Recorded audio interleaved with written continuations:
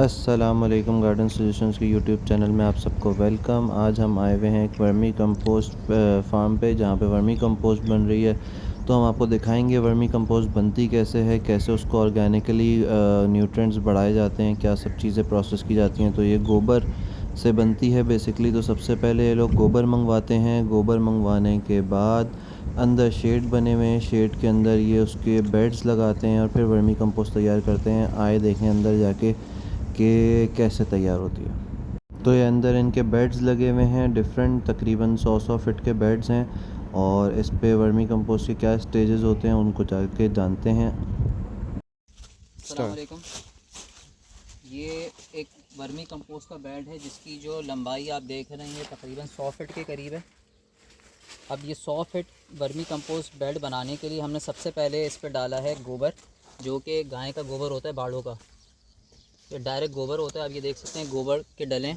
लेकिन गोबर जो होता है वो तकरीबन 20 से 25 दिन पुराना होता है, ताकि उसके अंदर से जितनी भी गैस वगैरह होती हैं वो कम हो जाएं। और फिर उसको ठंडा करने के लिए उस पर पानी वगैरह डाला जाता है और उसको एक ख़ास टेम्परेचर पे लेकर आते हैं, ताकि जब हम उस पर कीड़े का कल्चर डालें तो कीड़ा मुतासिर ना हो और कीड़ा खाद बनाना शुरू कर दे।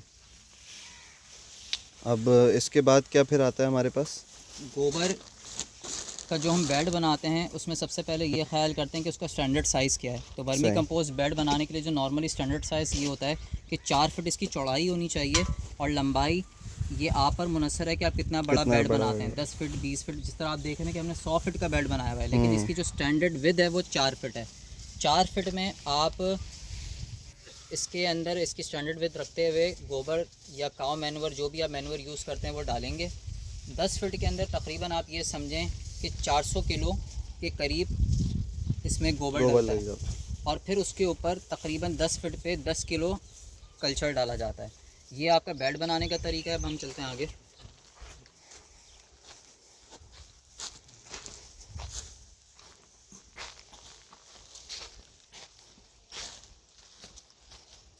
जैसा आपने पहले देखा था कि वर्मी कंपोस्ट का जो बेड था उसको बनाने का तरीका, ये वर्मी कंपोस्ट आप देख रहे हैं ये एक तरीके से तैयार वर्मी कंपोस्ट है। कीड़े की ये कंडीशन होती है जब वर्मी कंपोस्ट के लिए वो काव मैन्योर को खा रहा होता है, उस वक्त कीड़े की ये हेल्थ साइज़ होती है। और ये जो बेड आप देख रहे हैं कि गीले हो रहे हैं, ये बेड गीले इस वजह से रखे जाते हैं ताकि इसका प्रॉपर मॉइस्चर मेंटेन हो और कीड़े गोबर खाते वक्त मरे नहीं। यानी कि जितनी गर्मी होगी उसकी वजह से कीड़ा भी मुतासिर होगा, तो इस वजह से इसको मॉइस्चर देने के लिए पानी डालना ज़रूरी होता है। ये टेक्सचर होता है कि जब आपकी वर्मी कंपोस्ट तैयार होती है, ये आपकी सारी वर्मी कंपोस्ट तैयार है। पहले आपने गाय का गोबर देखा था उसकी क्या कंडीशन थी और उसके बाद तैयार होने के बाद ये कंडीशन होती है। अब इस वर्मी कंपोस्ट को हम छानेंगे। छानने के लिए इसका थोड़ा सा मॉइस्चर कम किया जाता है, यानी कि उसको हल्का सा सुखाया जाता है ताकि छानते वक्त ये आसानी से छन सके और जो आपका ख़ास वर्मी कंपोस्ट का टेक्सचर है वो उसमें कायम रहे। वर्मी कंपोस्ट को पहचानने की जो एक तरीक़ेकार है वो ये कि इसमें कोई बदबू नहीं होगी, जो कि नॉर्मली आपकी मैन्योर में होती है। इसमें कोई आपको स्मेल नहीं आएगी, ये ऑर्डरलेस होता है। और इसका जो टेक्सचर होता है वो बिल्कुल चाय की पत्ती की तरह का होगा। वर्मी कंपोस्ट की ये पहचान होती है। वर्मी कंपोस्ट को छानने के वक्त आपके पास ये कीड़े भी मौजूद होंगे, तो जो भी आपके कीड़े छानते वक्त निकलें वो आप दोबारा से छानने के बाद बेड पे डाल दें ताकि वो दोबारा से खाने का अमल जारी रख सकें।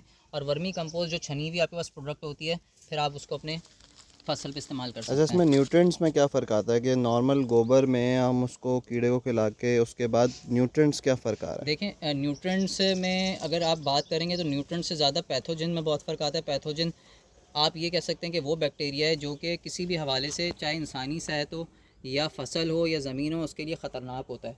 तो जो आपका काव मैन्योर होता है उसमें पैथोजन की क्वांटिटी ज़्यादा होती है। तभी कहा जाता है कि जो खालिस गोबर होता है वो ज़मीन पर अगर डालते हैं तो उसकी अफादियत हमें फ़ौरन नहीं मिलती है, तकरीबन 1 से 2 फसल के अंदर उसकी अफादियत आती है। यहाँ पे ये होता है कि जो ये कीड़ा है, खुदा की कुदरत ऐसी है कि जब वो ये गोबर को खाता है तो उसके पेट से खारिज होने वाला जो मवाद है जिसको हम वर्मी कंपोस्ट कहते हैं, उसमें न्यूट्रिएंट्स की क्वांटिटी, एनपीके की क्वांटिटी जो कि ऑर्गेनिक होती है वो मौजूद होती है। नाइट्रोजन की क्वांटिटी बज़ाहिर कम है, 2% तक मैक्सिमम होती है, लेकिन पोटैश और फास्फोरस की क्वांटिटी अल्हम्दुलिल्लाह इसमें तकरीबन 15 से 25% के दरमियान वेरी कर रही होती है। फिर इसके अंदर जो पैथोजन है वो बिल्कुल नहीं होते, क्योंकि ये एक तरीके से समझें कि कार्बन क्रेडिट का काम करता है, यानी कि ये मीथेन वगैरह या इस तरह की गैसेस या इस तरह के पैथोजन को ख़ुद एब्जॉर्ब कर रहा है। तो ये सही। एक हमारे लिए अल्टरनेटिव कार्बन क्रेडिट का भी, कि हम ज़मीन को वापस से कार्बन की फॉर्म में क्या फ़ायदा दे रहे हैं। सही। अच्छा, इसमें अब ये हमारे पास बेड तैयार हो गया, बेड तैयार होने के बाद इसकी हार्वेस्टिंग पे कैसे आते हैं? ये जिस तरीके से मैंने आपको बताया था कि हमने माल को जमा किया, यानी कि यही जो माल है आपका वो इस फॉर्म में जमा करते हैं हम। ये सारा माल एक हम ढेरी की फॉर्म में बनाने के बाद एक दिन के लिए हम इसको हल्का सा सुखाएंगे ताकि पानी का मॉइस्चर इसका कम हो। दैन हमारे पास वहाँ पे मैश लगे हुए हैं जहाँ पे लेबर छनाई कर रही है और इस तरीके से ये माल छाना जाता है। ये वर्मी कंपोस्ट का माल छन रहा है। नीचे जो आपके पास माल तैयार होता है, ये माल जो है आपका ये प्योर वर्मी कंपोस्ट है। और ये जितना भी मोटा माल आप देख रहे हैं ये दोबारा से बेड पे ले जाके डाल दिया जाएगा। सही। ये बेड हमने हार्वेस्ट किया हुआ है पूरा, ये वाला ना जी, ये वाले बेड आपके हार्वेस्ट हैं। और जो ये नीचे बिल्कुल आपको आखिरी लेयर नज़र आ रही है, अब इसमें सिर्फ और सिर्फ कल्चर होगा, अंडे बच्चे होंगे, ये वो दोबारा वापस से नए बेड पे डाल दिए जाएंगे। जैसे वो बेड इनका नया तैयार हो रहा है, ये बेड नया तैयार हो रहा है, इसके ऊपर डाल देंगे। तो यहाँ इनकी ये पैकेजिंग पैक करके यहाँ पे जो जो तैयार होते रखते रहते हैं और उसको फिर हम डिलीवर करते रहते हैं। तो ये थी आज की एक इन्फॉर्मेटिव वीडियो कि आपने कैसे वर्मी कंपोस्ट को ऑर्गेनिकली फुल तैयार करना है अपने उस पर फार्म पे या घर पे भी आप कर सकते हैं। वीडियो पसंद आई हो तो लाइक, सब्सक्राइब, शेयर ज़रूर कीजिएगा। इंशाल्लाह फिर मुलाकात होगी आपसे किसी और इन्फॉर्मेटिव वीडियो में। जब तक के लिए अल्लाह हाफ़िज़, अपना ख्याल रखें।